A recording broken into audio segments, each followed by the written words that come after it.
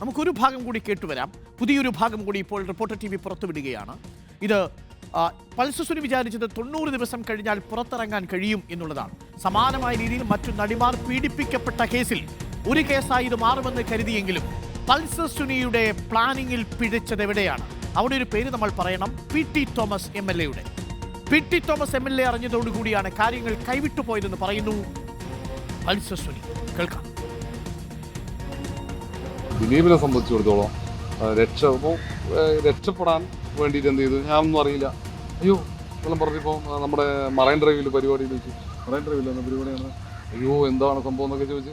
പുള്ളി രക്ഷപ്പെടാൻ വേണ്ടി ഗ്രൗണ്ടിൽ വെച്ചിട്ടല്ലേ? അതെ അതെ. പക്ഷെ അത് ഞാൻ ചോദിക്കുന്നത് രക്ഷപ്പെടാൻ വേണ്ടിയിട്ടായിരിക്കില്ലേ കൈവിട്ടതോടെ? രക്ഷപ്പെടാൻ വേണ്ടിട്ടല്ല. ഏത് കേസിൽ ഏത് പ്രതിയാണെങ്കിലും എന്ത് ചെയ്താലും ഇത് പറ്റണ്ടെന്ന് വെച്ച് കഴിഞ്ഞാൽ ഞാനൊന്നും ചെയ്തിട്ടില്ല. ഏത് കേസിൽ ഏത് പ്രതിയും പറയും അറിയില്ല. അത് ആരുടെയാന്ന് നിയമോപദേശം പറയാം. ഈ വക്കീലന്മാരുടെ നിയമോപദേശം. ആ സ്ഥലത്തെത്തുന്നു, ആ സ്ഥലത്തുനിന്ന് ഒരു ഒറ്റ PT തോമസ് വരുന്നു, അതോടെ സാധനം കൈവിടുന്നു, പിന്നെ മീഡിയ അറിയുന്നു, അങ്ങനെ അത് കൈവിട്ടു. പിന്നെ ചാൻസ് ഇല്ലല്ലോ. പിന്നെ ചാൻസ് ഇല്ല, പിന്നെ കേറാന്നുള്ളൂ. എനിക്ക് 90 ഡേയ്സിന് കിട്ടില്ലെന്ന് ഇത് കണ്ടപ്പോ ഇത് ആയിപ്പോ തന്നെ ഞാൻ എന്താ ചെയ്തതെന്ന് അറിയാമോ?